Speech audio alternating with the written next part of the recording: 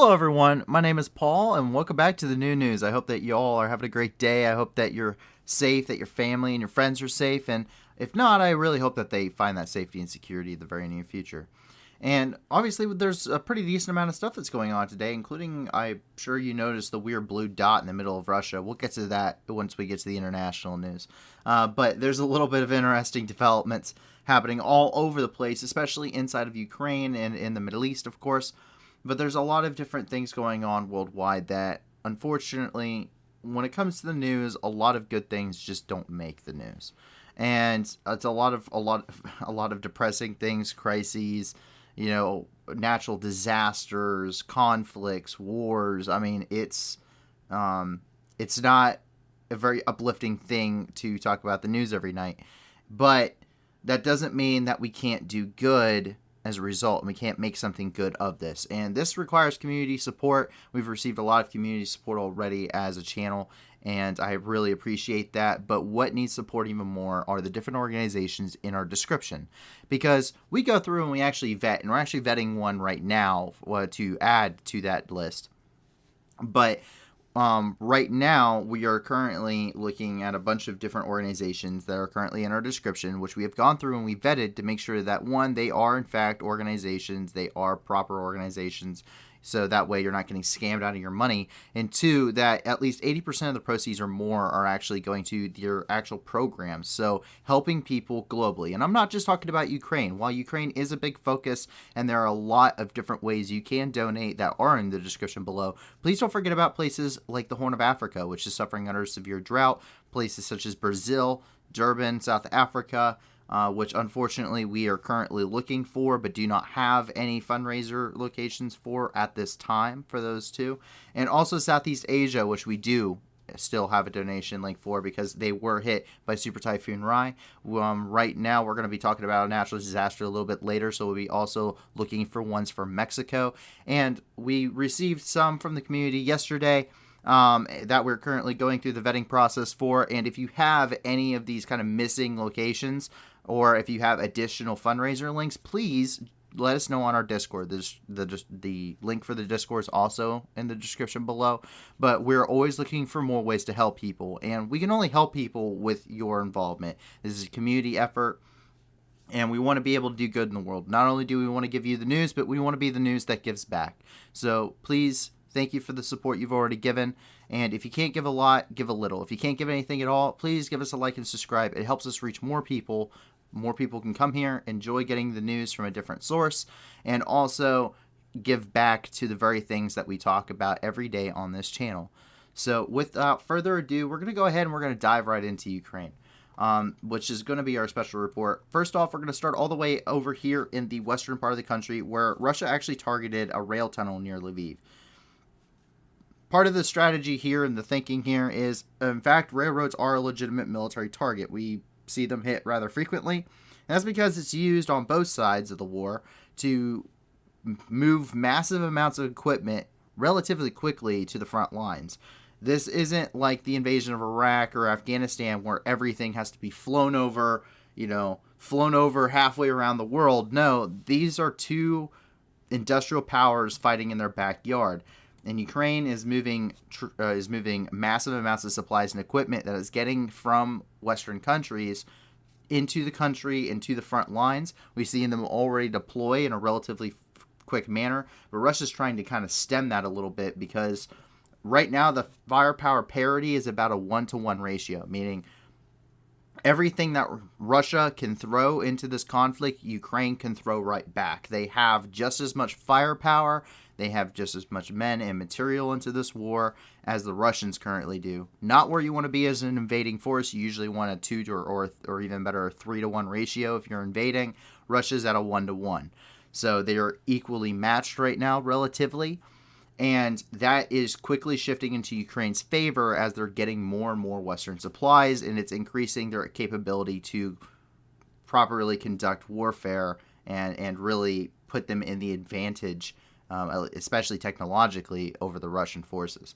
But we have a couple of different sections regarding this. So you can see here, that's the rail tunnel. They have geolocated it here for us in the Lviv Oblast. We can see the group there. But then, as we take a look here, this is the actual attack here. So this is coming in from us for us tonight. So let's take a look. То настрій!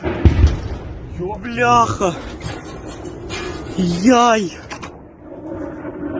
Диви що! Єб! Тато, лягай! Дивись! Виключи світло. Дивись! Що? Дивись туди! Ну, блядь, дивись, от його в межі продав. Топі! Видиш? Тато, я не можу стримати слів. Ну, Соня. Блядь! 2 бомби. То просто... От і маєш. Ой, ёпт! Бомба. So a lot of stuff obviously going on when it comes to the war and trying to put each other at a disadvantage. And that is going to be something that we see over and over and over again. Everyone's, right now, it's really fighting tooth and nail to get just a slight advantage over one or the other. And right now, that's just kind of what we're seeing. And for the first time, as a result of the war, Zelensky's actually talked about the losses on the Ukrainian side. Ukraine hasn't really released its losses. They haven't talked about, the casualties of war. And obviously, being a war, we know there are casualties, probably rather extensive, on the part of the Ukrainians. And during an interview with Max News today, President Zelensky spoke in regards to this, and he said, quote, "Every day, from 60 to 100 Ukrainian servicemen are killed and another 500 are wounded on the battlefields with the Russian army." And that, end quote. And that is coming straight from Volodymyr Zelensky, who is the president of Ukraine. So that really gives you an idea as to how widespread this conflict really is. It's a very large front lines. There are thousands, tens of thousands of troops fighting against each other in active combat every day. And while we see things like artillery on a massive scale, and while we see aircraft on a massive scale, there are still very personal, intimate firefights between Ukrainian and Russian soldiers, and we'll actually get a little bit into that later. But on a little bit more of an uplifting note, well, kind of uplifting, for those of us that love Patron, I guess we're part of a cult now, because Patron is an uber famous bomb sniffing dog at this point. He is this tiny little dog. He literally has a vest that you can carry around like a suitcase, and he's garnered so much support. He essentially has a cult following. He literally essentially has a cult. It is hilarious. This dog is absolutely adorable, and we try to find as much about him as we can because, I mean, who doesn't love animals? I certainly love animals. I can't get enough of this dog. And it's kind of a nice relief, beside the absolute horrors of war. He is a bomb-sniffing dog. He's found somewhere between 200 and 300 pieces of unexploded ordnance. So it's a very kind of a dark, it's kind of a dark background, but this is a little bit of a silver lining out of it. So let's take a look at what I mean. This is Patron, and this is the crowd of followers that we are essentially a part of.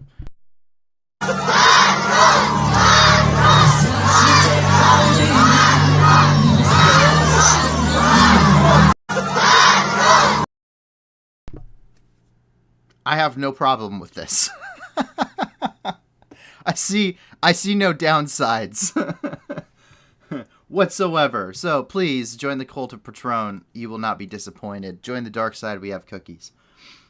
And as we do move away from that, and while it is uplifting, unfortunately, a large section of the war is not. There's a lot of give and take. Just as many red points are on this map once you get into the Donbass, which are Russian-focused points, as there are Ukrainian-focused points, which are the yellow. And we're actually going to start off here in Slavyansk, where actually a Russian missile strike destroyed at least 3 houses and damaged an additional 10. This is something that the city mayor reported. And the casualties currently are unknown. But they are right there along the front line area. So they are probably receiving, at least to an extent, some artillery fire as a result. And take a look here. So this is some of the destruction here in the photos. You see, I mean, absolutely, like that person's house, no recovery. That is just gone. But this is the president talking about what these photos are talking about. So let's take a look. Очередное недоброе утро в Славянске. Ракетным ударом разрушило 3 дома, повредило порядка 10 домов частных строений. Эвакуируемся, берегите себя, мы вместе. Very short and very sweet. That's generally the nature of how a lot of these reports have gone at this point, because the war is just dragging on. What more could you say at this point? We've heard it called a tragedy. We've heard extensive talks of war crimes. We hear about genocide. We hear about all sorts of things. And really at this point, I feel like probably a lot of officials are kind of getting tired of just beating a dead horse. It's a war. It's a terrible war. And what more can you say? I mean, the images speak for themselves. And speaking of the images speaking for themselves, we actually have before and after images regarding the Battle of Lyman. Lyman is a location, it's a city just to the northwest of the SEVERODONETSK River. And the Ukrainian forces there actually conducted a tactical withdrawal, and it was actually captured by Russian forces not too long ago. But just now we're starting to get images regarding a before and after. This is pretty simple. This is all coming from the Sentinel satellite. So this is before, and that is after. I mean, you can see here all the houses are all nice. But the fields, I reference World War I oddly frequently throughout this war, because there's a lot of various similarities between World War I and this war. I mean, there's various similarities between several wars. You could also say similarities between World War II, Hitler's invasion of the Sudetenland, for instance. The appeasement accords, all sorts of different things that were conducted leading up to and during World War II. But I talk about World War I because look at the artillery barrage that this would have had to cause. That every single dot essentially represents one crater. Every little dot represents a crater of artillery. This is a saturation bombardment. That is what it means. This on the ground, as we have seen in drone footage, looks much more like Flanders or the Battle of the Somme or Verdun, more so than it looks like a modern war. The amount of artillery usage, the saturation bombardments, the complete leveling of the cities, the total disregard for really the Geneva Convention in that point, especially on the part of the Russian forces. The trenches that we have seen at the lead up and during this war, and we'll actually get a little bit into that a little bit later.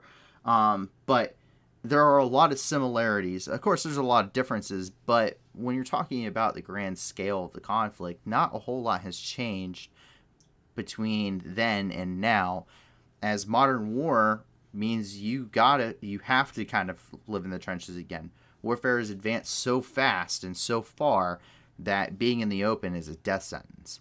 And being anywhere above ground is essentially a death sentence, just because of the massive amount of artillery that can be brought down upon you.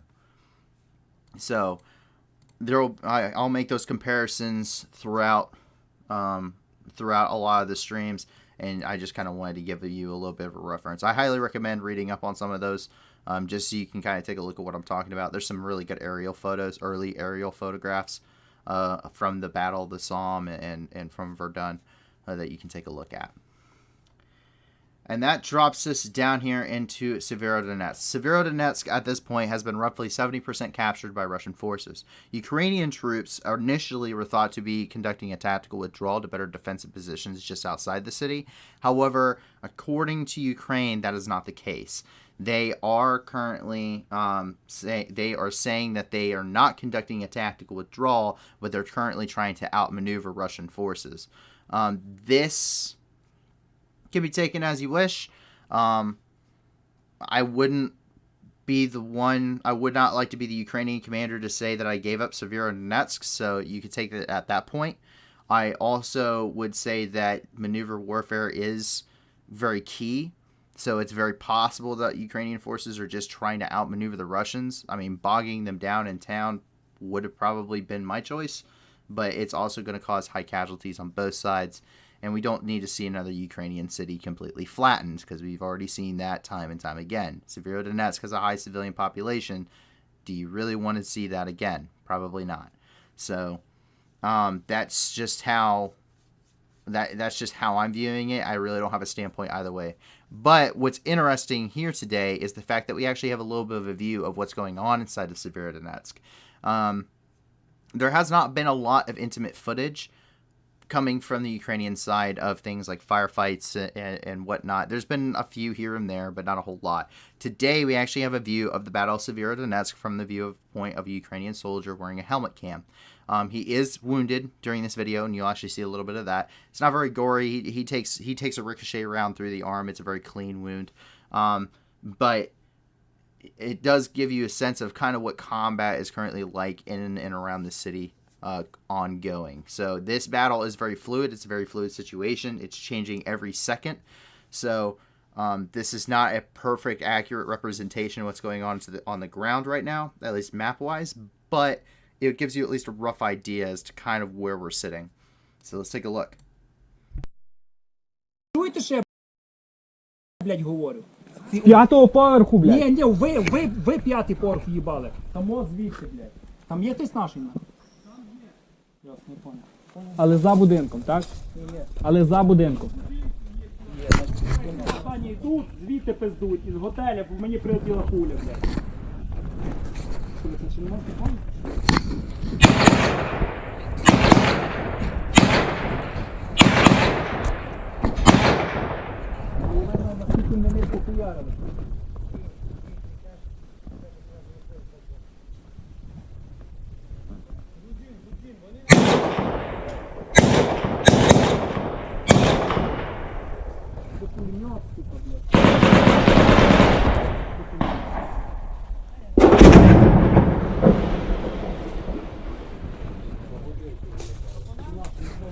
По будинку. Ні. А їй бух хто йобнув, по будинку в'їбали, там, тому.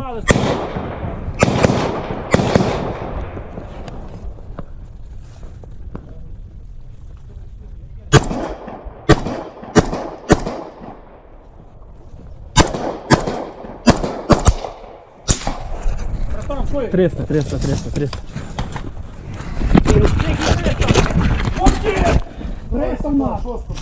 Тихо, спокійно, все нормально. Все нормально. Все нормально. Там і медик, спокійно. Я іскру бачу, де який?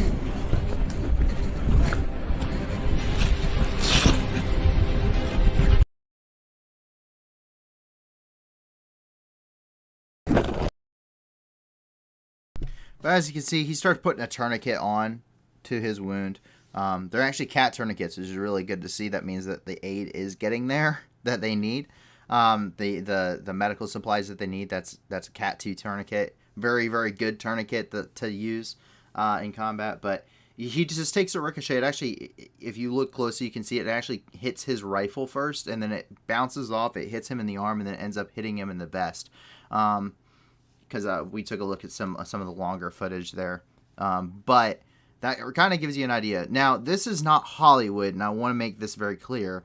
This is not like Hollywood. This is not, it's not always this really fast-paced kind of thing. Combat's not always like that.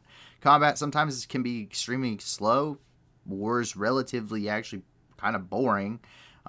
It's like 98% sitting around waiting for something to happen and 2% absolute chaos. That's probably the best way to describe it. It's really boring. It's unbelievably mind-numbingly boring. And as you can see this, it can be extremely tiring, but these guys it doesn't seem like there's a heck of a lot of action in this whole video. And you'd be kind of right. There isn't. It's probably a little bit of a lull, but it's also, that's actually kind of the pace of warfare, because it's the world's most dangerous game of dodgeball. You don't want to be hit. and neither person, giving or receiving end of either party, wants to be the one to get hit. So everyone's being, overly cautious. There's not any. I mean, there are certainly crazy things that happen during war, but for the most part, your average firefight kind of probably looks like that. Probably a little bit crazy before the camera started rolling, and now they're kind of in a defense, in cover, and now they can just kind of poke out and try and, take out whoever's shooting at them from a distance, and sometimes it works out, sometimes it doesn't.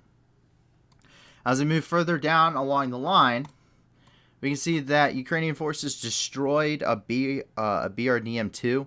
A BRDM2 is kind of like a reconnaissance vehicle. It has really, really thick armor. Really thin armor. Not thick. It's very thin. Almost paper thin. You could punch through it with like a 50 cal. It wouldn't be a problem. You could almost punch through it if you really wanted to with like a 7.62 machine gun. Like it's really thin. It's not very thick at all. But it is an armored vehicle. They have different variants. Some of them have larger armaments than others. Some of them actually have anti-tank guided missiles on them. But this just seems to be a normal, the standard BRDM2 variant. And then they use an ATGM on it, and they hit it, and it's a direct hit. So let's take a look. This is happening here in the Luhansk region. We don't have any more for clarification on where that's at, but let's take a look at this. Давай, въезжай.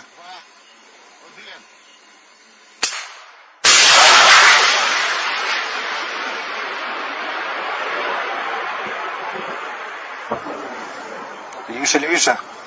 Оп. Красота.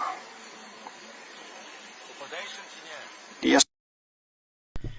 Yeah, ATG, anti-tank guided missile versus BRDM2 makes that thing look like you threw an M80 in a thing of sardines. It's hilarious. That thing is so paper thin, it's ridiculous. When it comes to armor. And so a tandem warhead like a Stugna P or something is gonna turn that thing into like it'll look like you just, I don't know, threw a bunch of firecrackers inside an aluminum can. It's not good. They get pretty wrecked. Coronet or TOW? So probably neither. It actually sounds like it's a Stugna P. A TOW, from my understanding, the Ukrainians actually don't have any TOW missile launchers. So there are TOW systems that are in and around areas like the Middle East. A lot of them were TOW 2 systems that were given to, say, the Iraqi army, or they were given due to, say, the Afghan army before they completely collapsed. But that's where you're seeing a lot of like TOW 2 systems. That's actually the older system. The one we use now is actually called the M41A7 Sabre system, which is an upgraded version. I'm not going to get too much into the specifics of that, but that was actually my job. I was actually a Javelin anti-tank missileman and a TOW gunner in the Marine Corps. So that is actually probably a Stugna P from the sounds of it. Those are more remotely operated, and that seems to be kind of the case there. It would not be a Cornet. A Cornet rocket. The Cornet rocket's actually a little bit older, and they probably have been used up for the most part at this point in the war. If it was anything, it would probably be a Metis M. If it was not a Stugna, but that seems like it's a Stugna P, just based off of prior footage that we've seen. But as we move further down the line, we go back into talking about Ukrainian casualties, and it's a war. Casualties go both ways. We know of a lot of Ukrainian casualties. We've talked about this before, but they're not as widely reported on. No one wants to report on their favorite person. They want to report on the bad guys doing all the bad things, but unfortunately, we also have to have the understanding that there are two sides to this war, and not everything is, Ukraine is totally winning and Russia is totally losing. Ukraine is taking losses. Ukraine, even in some cases, has probably, some Ukrainian troops have also probably committed some atrocities against, I'd say, Russian POWs more than likely. And that's actually something that's been talked about before in the UN.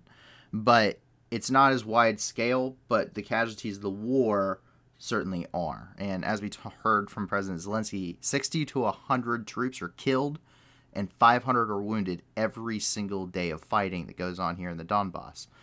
This is the Bakhmut-Lysychansk highway.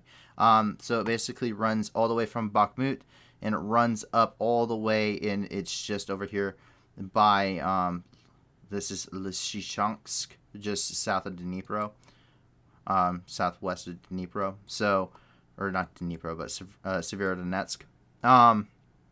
So along this highway, the Russians are really pushing here in the area, the greater Popasna area.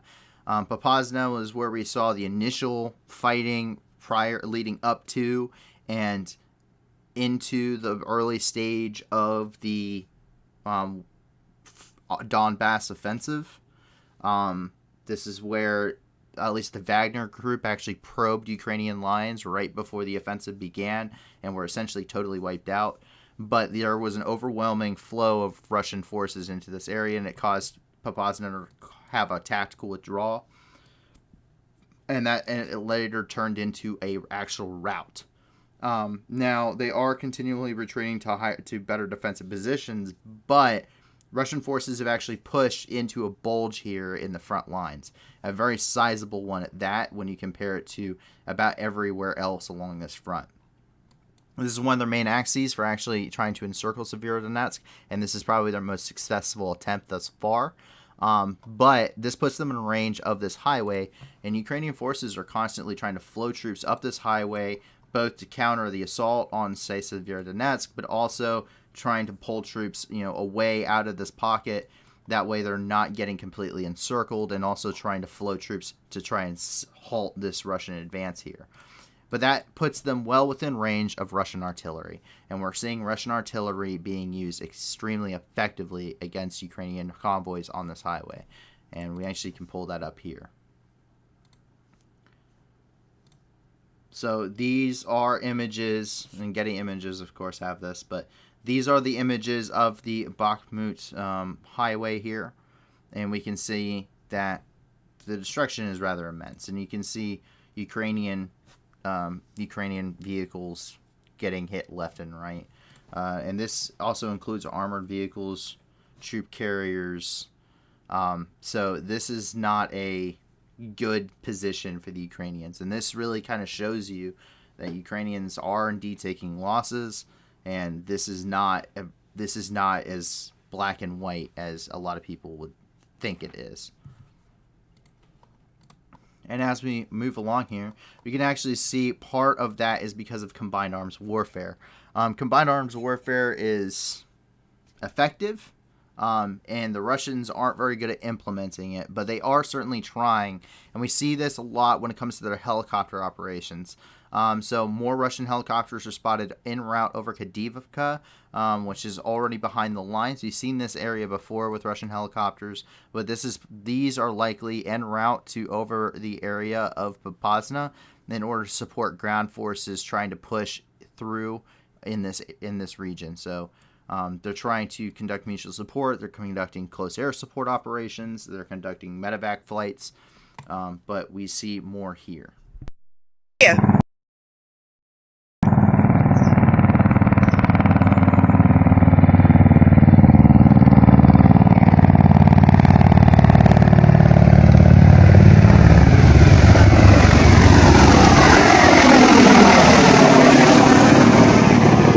Еще два.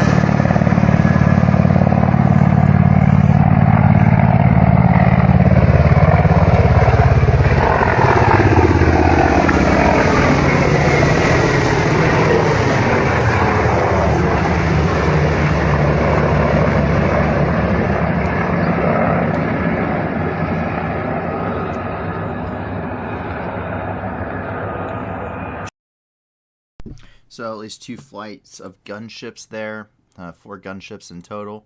So trying to bring a lot of firepower to bear, but it takes a lot of firepower, and this is also a very risky venture for the Russians because Ukraine has a massive amount of anti-air missiles, especially the man-portable ones, man-pads. And they have put them to extremely good use. They've shot down jets, they've shot down helicopters, they've shot down drones, they've shot down just about anything that Russia puts in the air. Cruise missiles. They shoot down everything. And we're seeing the tactics change, how they've changed over time when it comes to how Russian aircraft are operating. They normally, at this point, are operating behind the lines to an extent and trying to conduct those high angles of fire to extend their weapons ranges for the loss of accuracy, which isn't a problem because they're already saturating the area with basically everything they got. Artillery, air support. They're just saturating, bombarding, but they're doing it from a helicopter or a jet. And they're basically bugging out. They're doing turn and burns immediately from that point. They're not trying to get any closer than they have to. And they also operate highly in areas where they have localized air superiority, meaning places like Kadivka, places like right behind Donetsk, places like Mariupol, where really the Ukrainian Air Force really doesn't have... It would be too risky at this point in the war for them to actually fly into these areas. So while overall Ukraine has contested air superiority right now, neither side has any kind of superiority. Both sides maintain a localized air superiority. Russian jets aren't going to be flying, Russian jets aren't going to be flying over Lviv with ease. Their Ukrainian jets are going to get scrambled. Air defenses are going to be up. While they may get, a bomb in or two like we saw earlier today, they aren't conducting massive amounts of flights throughout the country because they're going to get shot down. Likewise, Ukraine tries to send their jets into, Crimea or something. It's not going to go very well. That's a high risk and very low reward at that. So that's kind of what we're seeing here. And an interesting development, here's a U.S. volunteer who is actually fueling a car with sunflower oil. He says, so this guy says, I'm not an expert, but I've never seen anything like this. We're out of diesel fuel and the American is fueling it with sunflower oil. To which the other guy responds, diesel is not too different from an organic oil. It might not be great for the engine, but we might get bombed in a few days anyway, but it's not the plans. So let's take a look. Короче, я хуй знает, не силен в технике, но у нас закончился дизель, и они какого-то хуя льют туда оливковое масло, блядь. Или подсолнечное какое-то, подсолнечное. Блядь, кто-нибудь мне объяснит это, что, блядь, происходит? What the fuck? Может, поссать туда еще? Блядь, объясните мне, как это нахуй работает. Обыкновенно, блядь. Давление высокое, и вот дизель делается из рапса. Дизель делается из рапса. Ну, это сродный с дизелем материал. В принципе, на ютубе есть видосы, что отработку льют. Бензобак тоже должны. А нахуя мы тогда, блядь, ищем дизель, если мы сейчас наберем подсолнечного масла и поедем? Мы не знаем, как оно влияет на двигатель. Блядь, нас разбомбят на днях. Какая... So, I just had a couple of comments come through about Ukraine. Well, one, the IL-76s that were shot down. I've said time and time again that we don't talk about casualties, really. We talk about it a little bit, but we don't really specify unless there's like serious video evidence. In fact, early on in the war, we didn't even start till day 33, so I didn't even cover the IL-76s that were shot down. But at this point, I haven't seen any video evidence to say it did or did not happen. And I'm not going to say either way. As for the second comment that was made regarding what Ukrainian planes they've ran out of runways, that's not true. In fact, you can conduct runway repairs. That's not hard. In fact, there's entire teams dedicated to it within an air unit. And Russia has proven rather ineffective at actually taking out airfields because once they capture them, they want to be able to use them. On top of that, as we've seen even with the Russians, when we were talking about the area in Belgorod yesterday, where they can make field air bases. That's just something that you can do with any military. The U.S. trains to do it. The Russians train to do it. The Ukrainians train to do it. Everyone does, as long as they have a meaningful air force. So that is probably what the Ukrainians are doing. The Ukrainians have been supplied with parts. We've shown Ukrainian aircraft operating, all here on the stream, and actually very recently, within the last couple of days. So the Ukrainian Air Force is up and running. The Ukrainian Air Force is actually conducting operations. We've seen them conducting military operations. And so there is still contested. It is still contested airspace. Part of that is because both sides maintain an air force and an air presence, but also because Ukraine has a massive amount of air defense systems and Russia just can't fly through them. They'll get shot down if they do, and we've seen it time and time again where we've shown here on video of Russian aircraft being shot down. And as we drop down here a little bit further, we can see that the Free Russian Legion actually makes a little bit of headway. So the Free Russian Legion is defectors and former prisoners of war who don't believe in the Russian cause. And so they actually went, they petitioned, they made their own unit, and they are now considered the Free Russian Legion. The Free Russian Legion is part of the Foreign Legion, just like any American unit or British unit or, Polish unit, Spanish, it doesn't matter. They are part of that Foreign Legion, and they're fighting and they're facing off against loyal Russian forces. In fact, we have a video here where they have actually captured a T-72 here on the front lines. We know that they are operating in the Donbass. We do know that they have been in combat, relative tense combat thus far, and so we're just starting to get some footage coming out from that as they're starting to see some victories here in the Donbass. So let's take a look.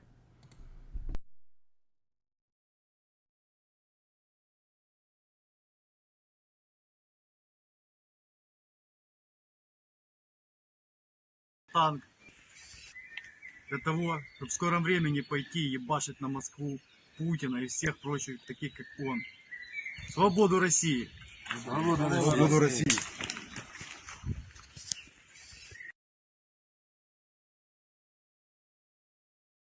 So it's really cool to see that the Free Russian Legion is actually doing something, because to an extent, just based on how it's presented, a lot of times it kind of seemed like it was just kind of a campaign. But it does, as we've seen throughout this time, as they've been in existence, it went from being much more of a PR campaign to an actual thing. And we even see the repercussions of this inside of Russia. We've seen the paintings in St. Petersburg and Moscow, the graffiti that's been going on, the pamphlets, the leaflets, the Molotov cocktailing of enlistment offices. I mean, it's grown, and we'll actually get a little bit into that a little bit later. And we're actually going to drop down here to Mariupol, where we have yet another update. Keep in mind, when it comes to the updates from Mariupol, they generally come 24 hours after the fact. So, to begin, quote, on May 31st, the Russian occupiers deported about 355 Ukrainian citizens, including 32 children, from Mariupol to a filtration camp in the village of Bezemin in the Donetsk region. And this is coming from Petro Andrushenko, who is the advisor to the mayor of Mariupol. Not to be mistaken with the occupational mayor of Mariupol, who is under the Russians, but this is the Ukrainian mayor of Mariupol. So, we've heard that essentially every single day now. I covered that yesterday. It's a war crime. I don't need to pull up the articles again. I've done it enough times now. Please review previous content if you have questions. And now as we move over here, we actually are hearing some stuff out of Kherson Oblast, which is kind of nice to hear. Because we're hearing about the renewed counteroffensive, which today, quote, the armed forces of Ukraine have already liberated more than 20 settlements in the Kherson region. And this is coming from Hennady Lahuta, who is the head of the Kherson Regional Military Administration. So, from what we got yesterday, where Mykolaiivka was liberated, I'd say they did liberate 20 plus settlements along their path, because that was a major counteroffensive that they conducted. And so it's pretty interesting. It's pretty interesting what we're hearing from the front lines, what we're seeing from the front lines. It's good to be hearing anything from the Kherson Oblast, because it has been stalled for quite a while. So we're starting to see that here. And as we get into the Mykolaiv Oblast, We actually hear where we're talking about just making things just a little better. And something that's really cool is that no matter how poor and deplorable your situation is, because I've been some rather poor and deplorable situations, you always try to make your life just a little bit better. And we can see this even in the trenches. And here, and this is coming from the Mykolaiv Oblast, where these are the Ukrainian trench lines and defensive positions within the Mykolaiv Oblast. So they actually have a couple of photos here so you can see what we're talking about. They have a dining room essentially here. They got, you know, they have a couch, and of course they have a whole bunch of rockets sitting here. Need a place to store them. They got paintings up in the walls. This is their dugout.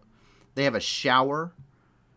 I mean, that's amazing. I mean, they got places to relax. They have heaters. That is what I mean. None of this, you would sit here and you would think, wow, this sucks. Like, I could not imagine living in one of these. But when you're talking about a dugout, I didn't even notice. They got like a bar sign over here. When you're talking about like a dugout, like this is a trench line. It's literally earth. You can see there's logs up above this. They got sandbags and earth over that. So that way if artillery comes in, they're protected and sheltered. I mean, this is luxury right here on the battlefield. This is absolute luxury. These guys are living the high life on the battlefield right now. I mean, they have a couch. You can sleep in that. You can relax on it. You can obviously store rockets on it. Like, they also have a plant and a painting. Like, they got something to look. They have a shower. Like, showers on the front lines are amazing. You have not lived until you went weeks at a time without a shower and then finally take one. It is one of the best experiences you will ever have in your life. It is absolutely life-changing. You will never look at showers and hygiene the same way ever again. But that you are always trying to do that, and it really improves morale when you're able to. But as you're going over here into Mykolaiv, the morale is not the highest, and that's because another Russian artillery attack occurred today within Mykolaiv. It left rather large wake of destruction, and the casualties thus far reported as 2 dead. One was killed on scene, the other one died in the hospital, unfortunately, and at least 2 others we do know are wounded at this point. Those casualties could be greater, but we have a couple of videos coming from the artillery barrage today. So let's take a look.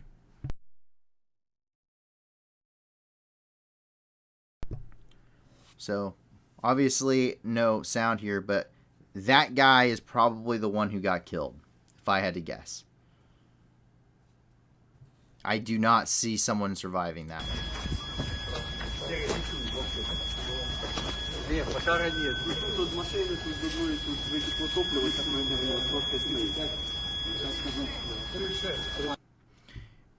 And as we saw with the white sheet over that, it appears to have been the fact that that man was indeed killed. But we have even more here as we're looking at the destruction.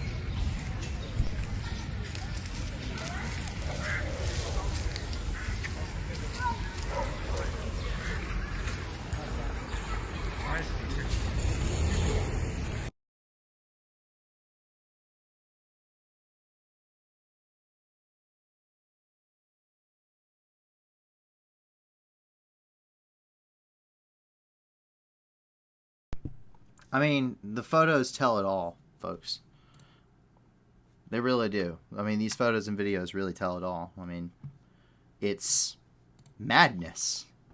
I don't know how else to describe it. But someone asked me a question. Do you get a chance to shave on the front lines? Yes.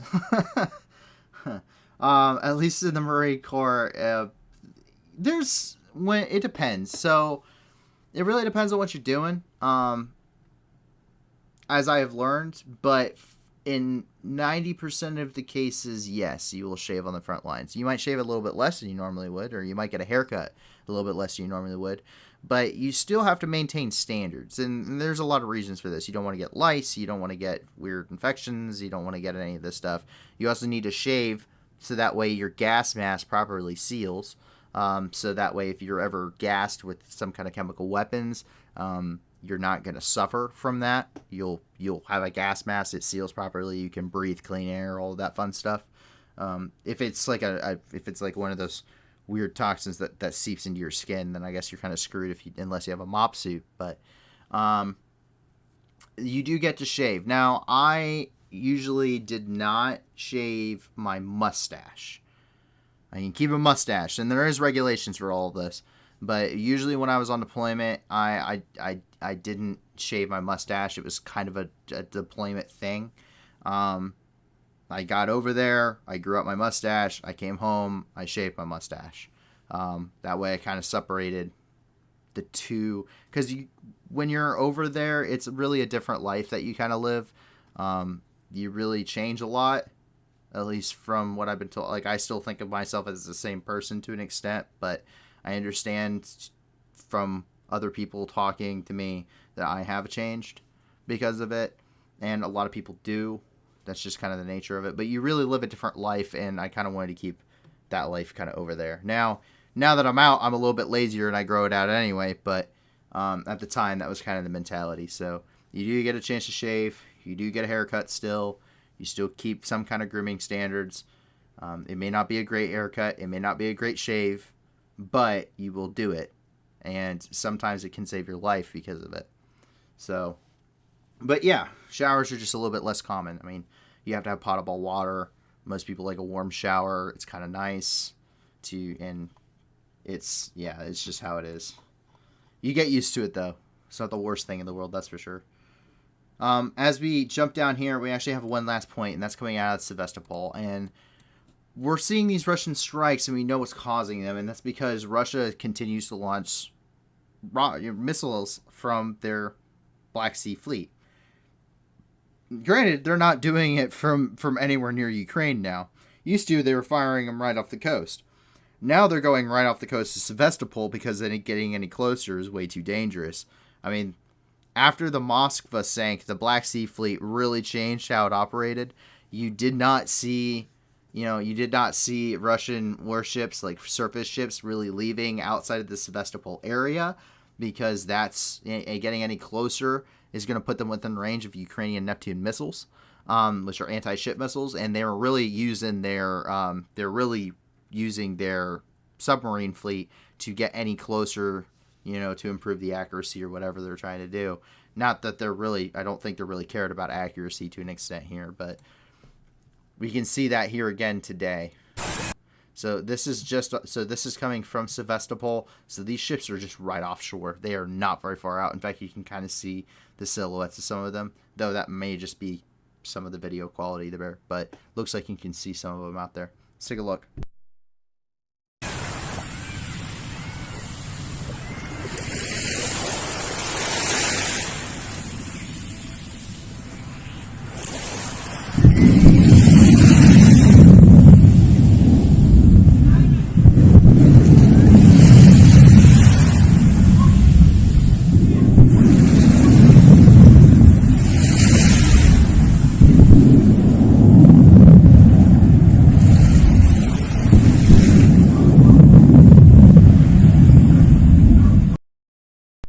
I just want to point out, I think one of those missiles may have been defective, because all the other ones are going that way, and then this one's just whoop. Which wouldn't surprise me. Their stockpiles are not the greatest. They are using like kitchen appliance pieces inside some of these now. But there you have it. They're shooting right off the shore of Sevastopol. They're way too scared to get any closer because they know Odessa is going to just absolutely destroy any ship that gets any closer. So, but that is all of the news inside of Ukraine. Now there is some news outside of Ukraine, and there's some pretty interesting stuff. So the first thing is that Moscow actually announced that they were conducting nuclear maneuvers, meaning that they were conducting nuclear drills and training within Russia. So they have maneuvered some of their nuclear forces at this point. They are conducting training. We do not know kind of what's going on, but we can see them on the move here. But that's not really anything new. It's probably really just a show of force. And what does Russia have left to use to do as a show of force? They really just have their nuclear arsenal because the rest of their military is really bogged down at this point. But the resistance grows, and this is because this Russian man showed a very interesting form of resistance. Not everything is always loud when it comes to resistance. Not everything has to be these really big messages, especially in an authoritarian country. You have to be a little bit subliminal. And if you didn't know what this was, you wouldn't think anything of it. So let's take a look.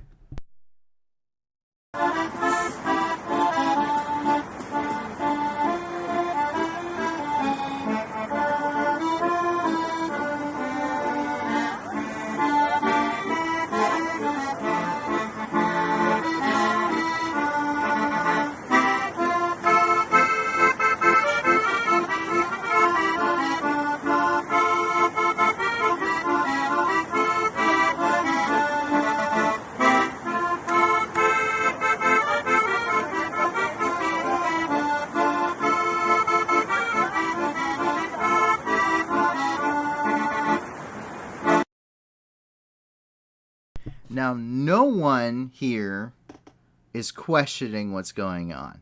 This man is sitting outside the Kremlin just playing his accordion, and people are, walking around and they're listening to him. Thinking he's really good. They're taking a video of him. But that's because most of them don't know the song. That is the Red Viburnum in the Meadow, which is a Ukrainian resistance song that has been around for a very long time. And this is actually something you probably heard earlier in the war. But it's small things like that, especially when you're talking about an authoritarian regime. This guy's literally, that's the wall of the Kremlin. Those distinctive walls of the Kremlin. And he's just out there, and it's just a man playing his accordion to anyone who doesn't know any better. But it's stuff like this that makes a big difference. This kind of shows that, does everyone believe? Maybe not. This really tells you. And there's other factors too we've talked about before. Things like what's been going on, like the things like up in St. Petersburg, which we actually have some news from today, where we've seen graffiti of the Free Russian L out there. We've seen pamphlets being put up in message boards. We've seen Molotov cocktail after Molotov cocktail lobbed at all sorts of different government, like recruiting offices and registration offices. So, I mean, not everyone believes, but there's some very significant news in this. So the images today out of St. Petersburg shows that economies are everything in wartime, and Russia does not have the economy to be fighting this. They do not. They are so in over their head. They have no idea what to do at this point. I have absolutely firm belief, because these images. So I spent an really irredeemable amount of time trying to figure out what tanks these are, and I was successful. And no one else probably knows what kind of tanks these are. You wouldn't normally be able to tell, but you can tell one thing. These things have been in storage for a long time. They are rusted. They are mud covered. This thing's that's the snorkeling gear. If this thing's going to ford a river, he needs that, and it's crushed. They're missing parts. They have no reactive armor on them. They have nothing. No side skirts, no mud flaps, no undercarriage flaps, and their snorkeling system's crushed. They don't have, they're rusted beyond belief. They don't have, some of these just don't have their gun mounts. Look at this. This is not a tank that you fight a war with. But I bet you wouldn't know the difference between this and any other tank. And that's because this is a T-80. All of these are T-80s. It took me an irredeemable amount of time as someone who's an expert in this to figure out what kind of tanks these were, because I've never seen a T-80 like this in my life. Destroyed, actively fighting, never have I ever seen a T-80 in such a terrible condition. These things are pulled not just out of storage, but these things were being stored in a field somewhere, and these were never expected to be used again. They've salvaged all the parts. They do not have those forward slants on the turret. They do not have their side skirts. They do not have the reactive armor. Most of them probably, I don't even think most of these things are going to run anymore. You can see the weeds growing out of this thing. But you can tell that these are a T-80 because, one, of where the smoke batteries are. Two, you can tell based off of the barrel section, it comes in 6 lengths with the concentric bore evacuator towards the front. You can see that there is the mustache, quote unquote, on the front of the tank on some of these, but not all of them, as you can see here. They do not have their distinctive side skirts, whether that's the front and rear panels or their side paneling, which also has reactive armor. But you can tell because of the type of this model of snorkeling gear is only available for the T-80. And you can also tell based on the road wheel configuration, which is each of these road wheels, they're milled road wheels. Each of them, these are very different from other styles, but they also come in sets of 2. You have 2 and a gap, 2 and a gap, 2, and there's 6 in total. So that is the only way I could identify these things. Those are the only ways I could ID these. And like I said, these are in such abhorrent condition, and they're being pulled to be used. These are on trains in St. Petersburg, or now past St. Petersburg, being flatbedded to the front lines. They get retrofitted and then immediately put in action. These things should never see the light of day again. These should have been scrapped decades ago. Like, without a doubt. In fact, they were otherwise they would have all of that stuff on them. These things were taken and salvaged for parts for their other T-80 forces. That tells you how bad Russia is doing, because they cannot sustain their force. They are literally pulling things out of fields that were never to run again, and they're going to be sending them to fight in Ukraine. They have lost that many tanks, which means they've lost that many members of tank crews, that much ammunition, that much fuel. And that is absolutely astonishing. We saw them pull older tanks before they pulled these. We saw them pull T-62s and T-64s before they pulled these T-80s.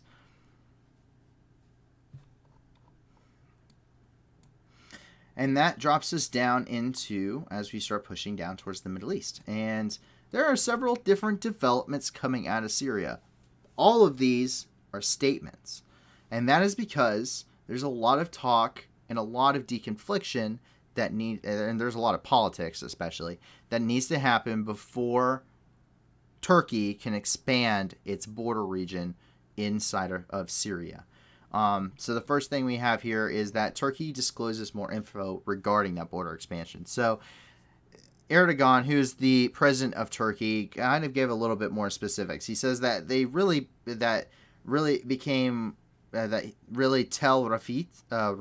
Rifat and Manbij are going to be the center of attack here.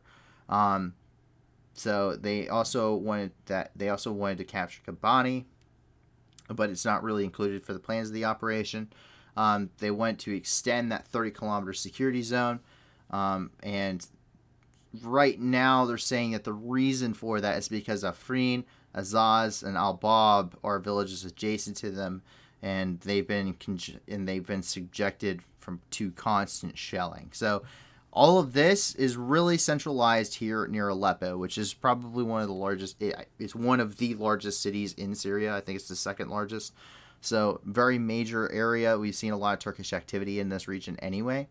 But this is where they are talking about. This is where their center focus really is.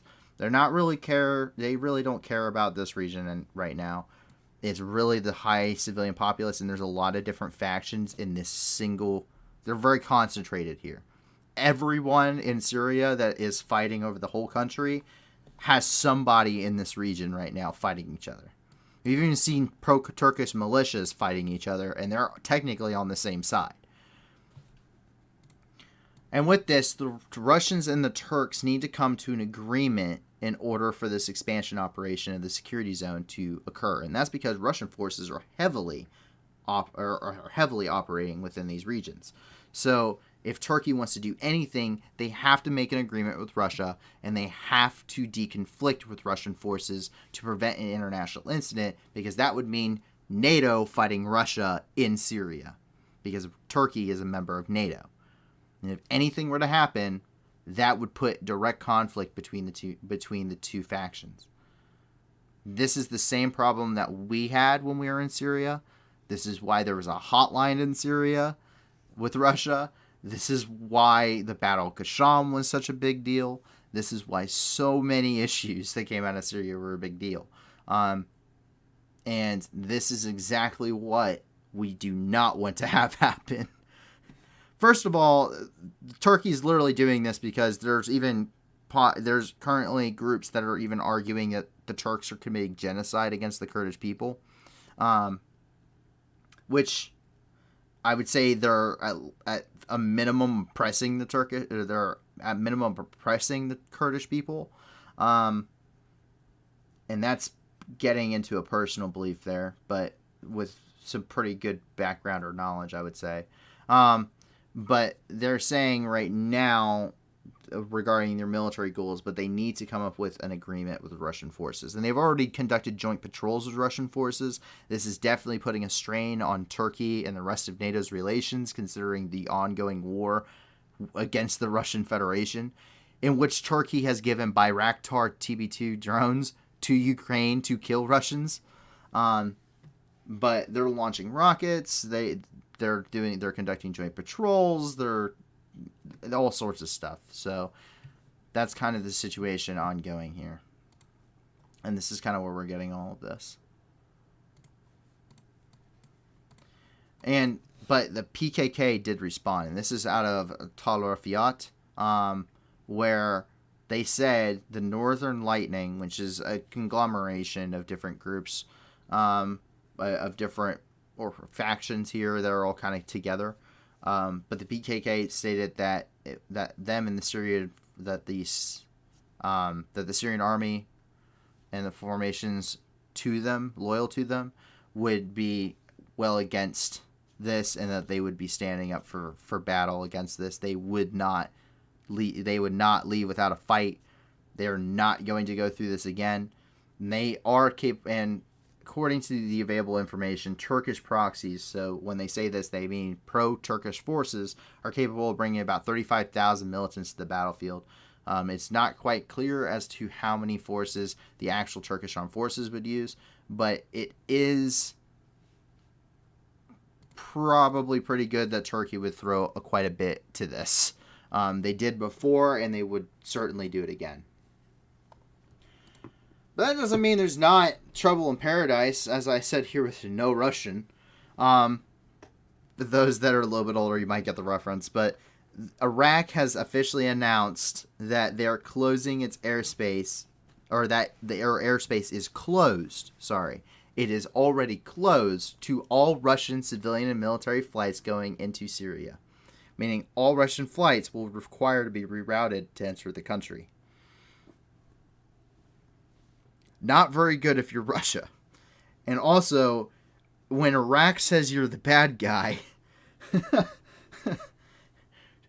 just consider everything that's happened in Iraq up until this point.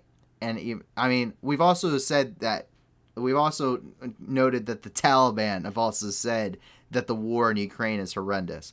So when Iraq, a country that has Iranian-backed militias, the Islamic State, multiple insurgent organizations, the Iraqi army, which half of them back most of these organizations anyway, trouble in their own parliament because there are really two conglomerate of factions fighting for control, one of them being Iranian-backed, and nobody really has any idea what's going on in Iraq, and they can't keep security. They're going through a massive drought and famine.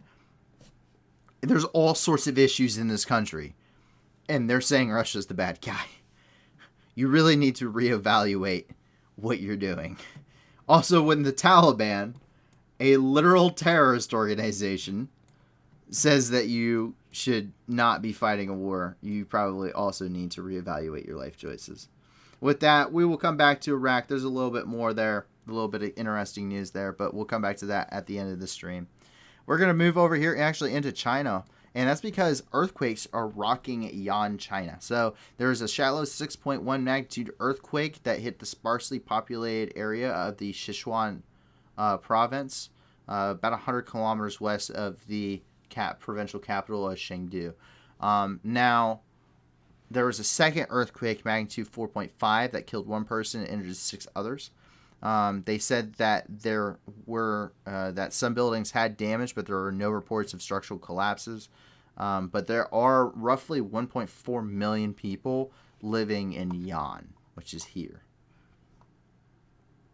So, rather significant number. Now, they say it's sparsely populated. This is China. They have one of the largest I think they have the largest population in the world.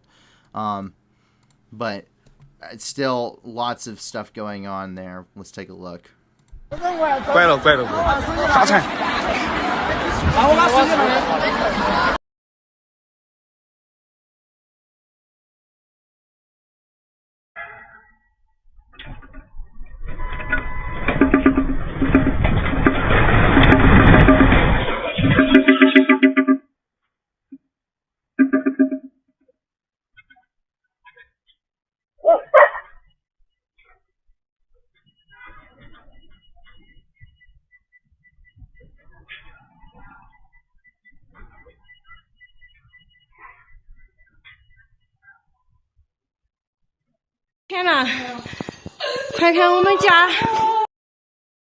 Now, if you've never been in an earthquake, it's an extremely weird feeling. I got woken up by one when I lived in California. It was a really weird feeling, and it was not nearly as powerful. Well, I think it was like a 6.1 or something like that, but it wasn't a strong feeling because these ones, they specifically say they're very shallow, so you're going to feel that a lot more. The ones I went through weren't nearly like that, but it was kind of weird. It was a really weird feeling. As we come over here, Taiwanese citizens are really taking the threat of invasion from China very seriously. In fact, some are taking shooting lessons for the very first time in their lives. And so, really, this is because it's kind of a side effect thanks to the war in Ukraine. And this is because Russia and China have a very unique relationship. They both hold very similar ideologies when it comes to Western nations. And they are both really looking to expand their spheres of influence and willing to do that militarily. Now, we have seen since the beginning of the invasion of Ukraine an increase in Chinese military operations within this Taiwan Strait and incursions into Taiwanese airspace by large sorties or flights of Chinese aircraft. China hates Taiwan with every inch of their body. They hate Taiwan. They want to take Taiwan so bad, and really the only thing stopping them is it would be an absolute bloodbath, and the U.S. would be fighting the war alongside Taiwan. Those are the two major reasons that Taiwan has yet to be invaded. But the threat is growing. The calls to do so are growing, as they have been for years now, but they are really starting to peak. And so because of the war in Ukraine, people are starting to take those threats a lot more seriously, because if one country can do it, like Russia, who's to say China won't? And so this has really spurred a lot of people to kind of be like, take a step back and go, hey, maybe it is important for me to do these things. So Taiwan's really trying to reshift to focus back onto their defensive situation. Not that they weren't already focused on that, but they're trying to pour even more resources into it. And a lot of people have booked learn how to shoot airsoft guns and low-powered rifles and shoot non-metallic projectiles, basically. So they use these airsoft guns in order to conduct military simulations. And it's taught as a competitive sport in Taiwan, but there's really tight gun control measures for them. It's very difficult to get a firearm personally in Taiwan, but the tactics are very similar or can be easily applied, including for the postures for aiming and shooting a weapon, and it's kind of basic military tactics. So some of these people are actually going through, and we actually have a couple of different images of this. So there they are. Very similar. It's going to have a similar look and feel depending on the quality that you're getting. But even but as they're going through this, they're doing everything from basic tactics, shooting stances, the bare basics, as well as, you know, what do you do when you get hit, and simulating casualties, all sorts of stuff. So the community is really stepping up here when it comes to this, and they're really taking a more serious focus into the fact that China very well could attempt to invade Taiwan. I doubt it would go very well, but they very well might. As we drop down here into Africa, this is not specific to any nation, but this really encompasses all of sub-Saharan Africa, and that's because fuel is running low. There's a shortage of oil refineries across sub-Saharan Africa. Soaring crude prices because of the war in Ukraine has really left a lot of countries with fuel issues. I mean, you can't fill your car. They're having issues with airlines. They're having issues with all sorts of things. The sub-Saharan Africa combined can process about 1.36 million barrels a day. They're only running at 30% capacity at this point. So that 1.36 million barrels is like maximum capacity. They're all up and running. They can't do that. They're trying to the African Export-Import Bank and the African Petroleum Producers Organization signed a deal in May to create a multi-billion-dollar energy bank to boost private investment in the sector. But there's going to need to be a lot of fixes, and these shortages have immediate impacts on what's going on it's going to cause even more instability, unfortunately, for Africa. So and we're also getting this from Reuters. So if you want to get a little bit more information on that, you can go and check them out.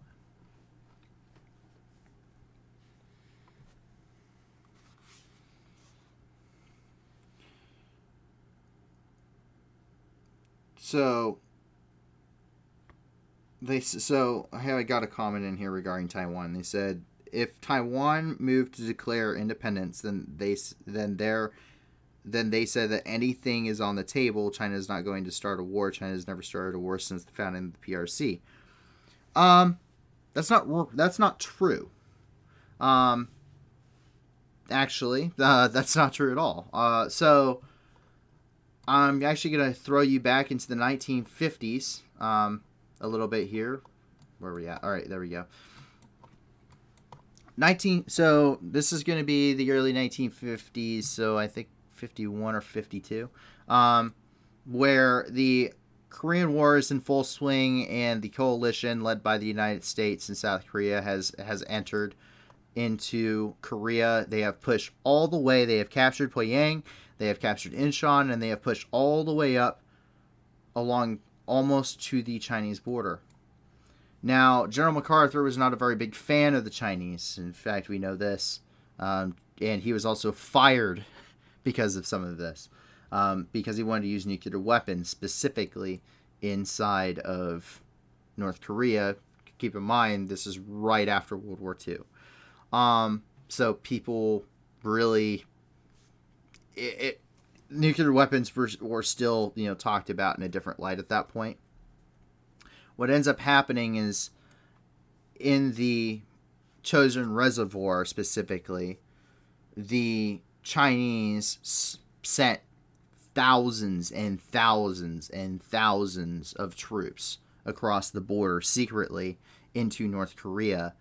And in a preemptive strike, before any military action could actually occur against China, the Chinese actually basically declared war and launched an offensive in what they called a defensive action against the United States, and kicked off the Battle of the Chosin Reservoir inside of North Korea back in the 1950s.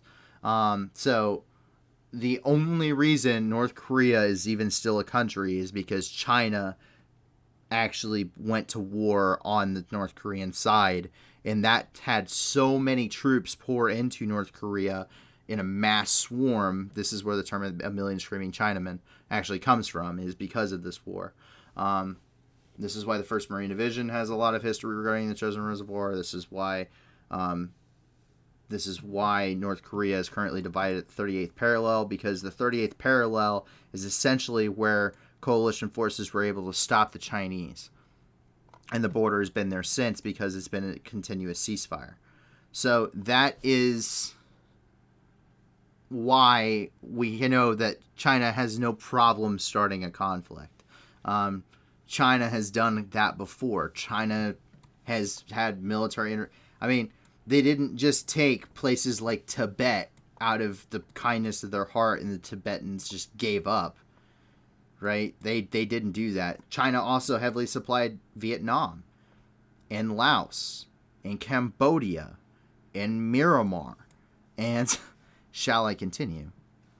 I don't think I need to. China has no problem with conflicts. China has no problem at all.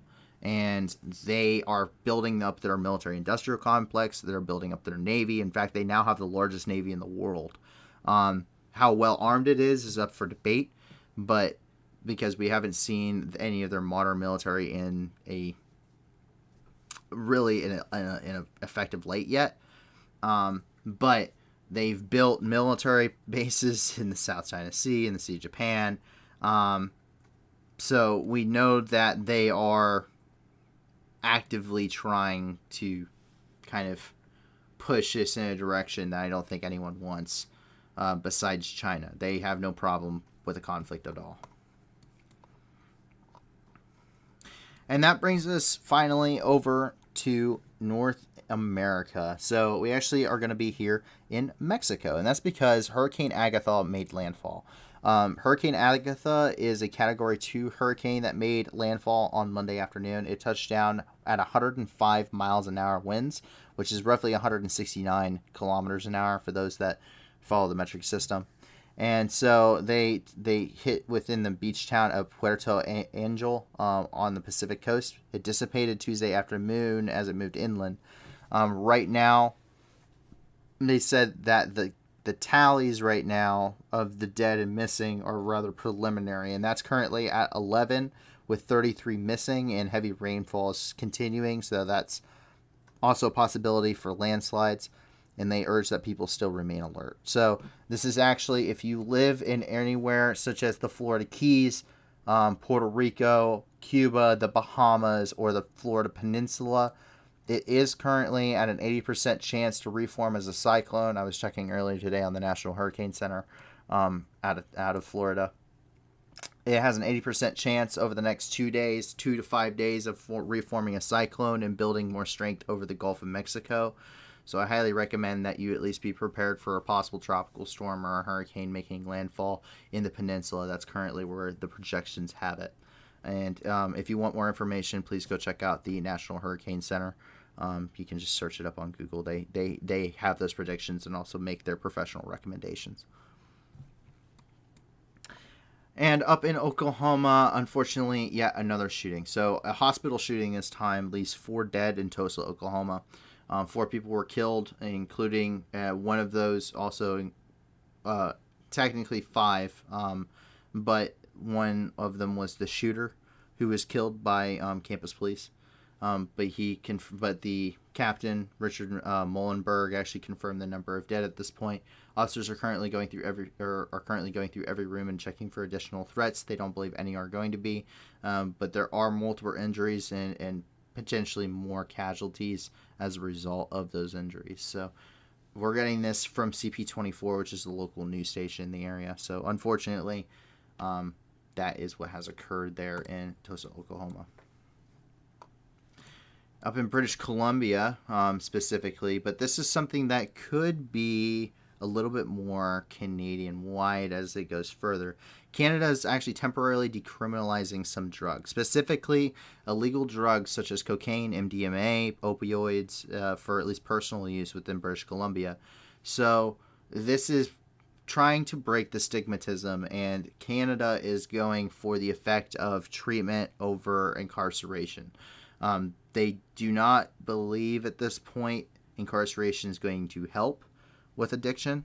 And at this point, they're trying to say, okay, people are going to do it anyway. We might as well just decriminalize it. People, usually when people make things illegal, it makes people want to do them more because they think they're getting away with something. And at this point, it allows people to, it opens up the door for people to go and seek treatment. It opens up the door for more funding to be allotted to treatment and studies for treatment in order to get people the actual help they need and hopefully reduce overdoses overall. And this is coming, including this even is backed by the Federal Minister of Mental Health and Addictions, Carolyn Bennett. And we're also getting this from Reuters.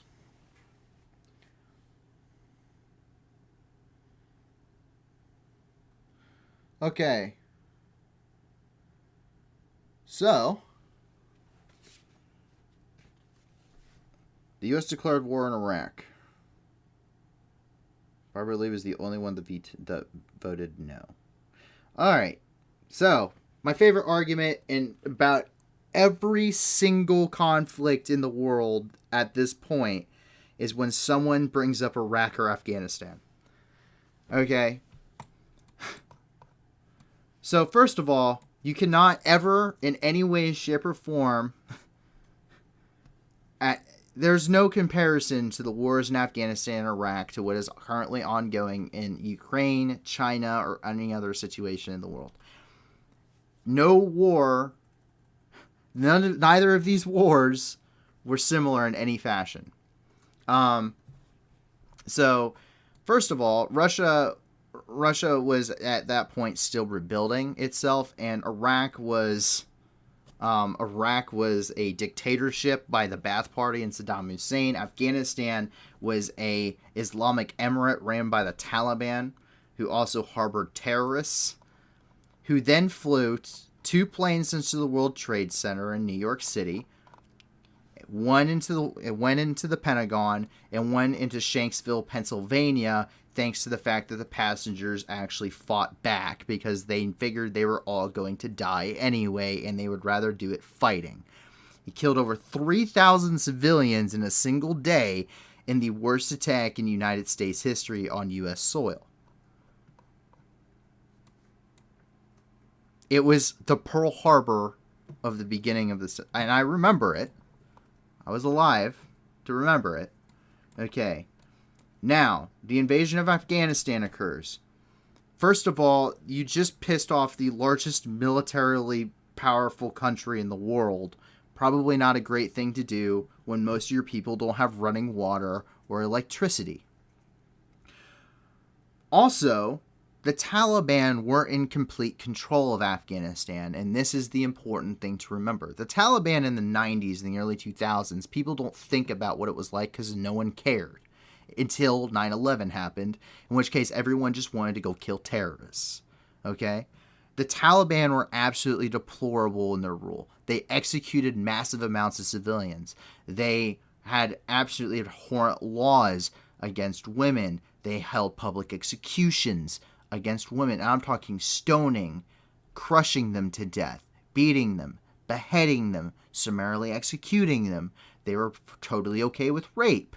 For the most part, it was absolutely deplorable of a situation, and civilians in Afghanistan were not okay. There's also a lot of problems ethnically inside of Afghanistan between Arabs and the Pashtuns and the Kurds and everyone else.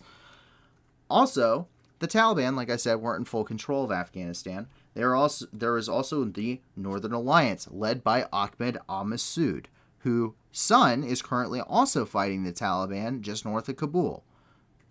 His father was in charge of what was called the Northern Alliance, which actually assisted coalition forces in taking places like Kunduz and Mazir-i-Sharif and most of the northern tribal regions.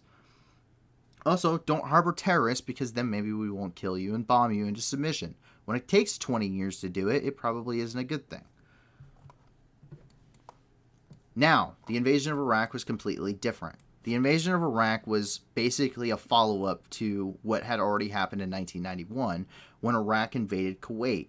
Now, is it an oil-rich nation? Was there probably a little bit of capitalism involved there? Yes, I never said I ever agreed with a lot of the decisions, but I do agree on invading Iraq overall was a good thing. Were WMDs there? No, I wouldn't say that, but I would say that they probably did hold some kind of a chemical weapons capability, considering they used it on the Kurds and they gassed them to death. Because the Kurds, once again, are probably one of the most oppressed people in the world. They literally gassed the Kurds. If you don't believe me, please go look up with old archival articles. I mean, I don't know what else to tell you. Secondly, we have aired on this channel where they have found mass graves in Iraq from the time of the Ba'ath Party, where Saddam Hussein was executing massive amounts of people who were against him. He was a dictator, and the Ba'ath Party were not exactly great people. So, what did the U.S. do? They went in and they overthrew a dictator. What happens after that is a power struggle for every group that may have wanted control in the country of Iraq. A lot of them on ethnic lines, and it caused a lot of issues. So at this point, what ends up happening is the U.S. now has to go into counterinsurgency operations, which then lasts for an additional 7 years because the official pullout back in 2010. So that's the official end of the Iraq wars in 2010. Now the fight against ISIS, the United States comes back into Iraq, has to kick out an entirely different terrorist organization because, I don't know, you took modern U.S. weaponry that was given to the Iraqi army, which we had spent billions training, that basically got overrun. We then kick the Islamic State out of Iraq, annihilate them in Syria, and then, now we're in the present day. But the war in Iraq was not very similar whatsoever. Also, both of these wars were extremely frustrating. You're fighting insurgencies, it's asymmetrical warfare. Not two industrial countries killing each other in literally a meat grinder. That's the best way you can describe it. Counterinsurgency is completely different. Completely different rules of engagement, completely different way of fighting a war. These guys don't wear uniforms, and that causes higher civilian casualties. We specifically put ourselves in harm's way to not kill civilians. It specifically was a detriment to our safety and security and the safety and security of my friends because of the rules of engagement when I was spending time in Iraq and Syria. I was getting rocketed every day for like a month when I was in the Baghdad embassy. We literally saw the guys shooting mortars at us and could not shoot back. Do you know how frustrating that is? All of them, they jumped out of a Toyota Hilux, set up a mortar, dropped 6 rounds, all in civilian clothing, jumped back in their Toyota Hilux and drove off down the street. So, what did people bring up? That there was a war declared? Well, that's the thing. You had a coalition operation inside of Iraq, and that's not really a war. It's counterinsurgency. We kicked a dictator out, and then we reinstalled a new government that may or may not be doing so hot. But every war since really the end of World War II has been controversial. Look at the war in Korea. Look at the war in Vietnam. Look at the war in Iraq, the first and the second one. Look at the war in Afghanistan. Look at the Russian invasion of Afghanistan in 1989. Look at any war that's currently ongoing. The wars between Pakistan and India. The wars between literally anybody that's ongoing. Georgia getting invaded. Armenia and Azerbaijan. Turkey's incursion into Syria. Serbia and Herzegovina committing genocide against the Serbs committing genocide against the Bosnians. AK bombs over Sarajevo or Christmas in Sarajevo. If you listen to the Trans-Siberian Orchestra at any time over Christmas. The war you're seeing now in Ukraine is different from all the others. This is not a war that you've seen because the last time this happened was World War II. And that is what I have to say on the matter. If you want to have any more of my opinions on that, or my background or knowledge on that, you can ask me on the Discord. And with that, we actually jump back into the United States. And this is because the White House announces that HIMARS are going to Ukraine. Now, I have the actual White House press briefing here. This is the statement by President Joe Biden. The people of Ukraine continue to inspire the world with their courage, resolve, and as they fight bravely to defend the country and their democracy against Russian aggression. The United States will stand with Ukrainian partners to continue to provide Ukraine with weapons and equipment to defend itself. Today, I am announcing a significant new security assistance package to provide timely and critical aid to the Ukrainian military. Thanks to additional funding for Ukraine passed passed with overwhelming bipartisan support in the U.S. Congress, the United States will be able to keep providing Ukraine with more weapons that they are using so effectively to repel Russian attacks. The new package will arm them with new capabilities and advanced weaponry, including HIMARS with battlefield munitions to defend the territory of from Russian advances. We will continue to lead the world in providing historic assistance to support the Ukraine's fight for freedom. What is a HIMARS? Well, I actually pulled up Lockheed Martin's official page regarding a HIMARS system. That is the HIMARS. It basically is one of the best long-range missile system, precision-guided missile systems in the world. It is extremely accurate. It stands for the High Mobility Artillery Rocket System.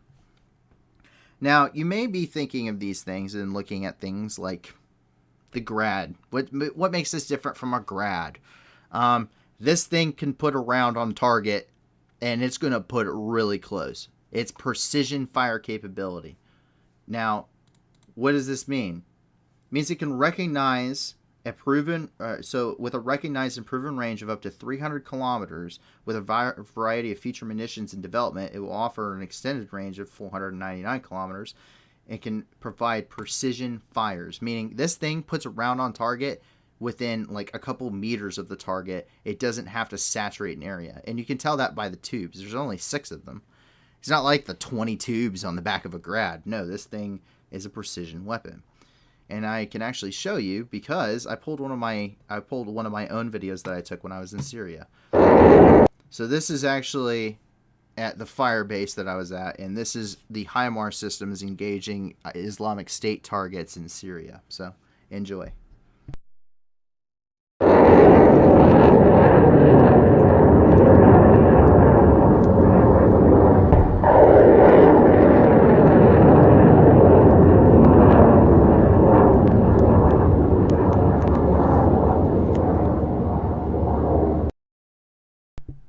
So that's it. The rest of the video is the smoke clearing because I thought they were going to fire again. But the HIMARS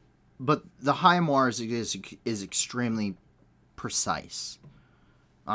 This thing puts a round on very close on target. It's not going to cause a massive amount of collateral damage. It's going to, like, if you want to hit the Russians, this is the thing to do it, and you can do it from a really far range. This thing's going to put a round on target, and it's going to do it. You're going to have some reach. And that is what this system is, an absolute game changer in Ukraine. These, realistically, you essentially could put a missile system in, say, I don't know. Let's say we're going to put a missile system in, like, Cherkasky or something, Poltava. You could literally fire from there and hit targets and destroy entire convoys and heading for SEVERODONETSK. Or Popasna. Or anywhere. Lyman, Izium, well within range. No problem. Pavlograd, even better. You can use even more munitions. Dnipro, Zaporizhia, Mykolaiv. Doesn't matter. These things are going to be an absolute game changer on the battlefield. This is going to knock out so much Russian assets. It's ridiculous. And this is going to become a priority for the Russians to destroy these because they know how effective they are. Because they've seen the U.S. use them to such great effect in places like Iraq and Syria and Afghanistan. They know how good these things are. You want to put, this thing will literally put a missile through your window. That is how good these things are. And finally, that brings us to our last point, which is actually back here in Iraq. And that's because while the drought is extremely horrible, it has caused a 3,400-year-old city to reemerge from a reservoir within the Tigris River. It's a Bronze Age city. They are calling the site Kumun, which is a relic of the Mitanni Empire. So this is an ancient kingdom that ruled parts of northern Mesopotamia, which is really the ancient part of this region, from between 1500 BC and 1350 BC. They partially excavated it in 2018, but they discovered the Lost Palace with 22-foot-high walls, which is about 7 meters, and chambers decorated with painted murals. And this time they've mapped most of the city, including an industrial complex, storage facilities, goods, the whole 9 yards. They've even uncovered more than 100 clay tablets from the Middle Assyrian period around 1365 BC.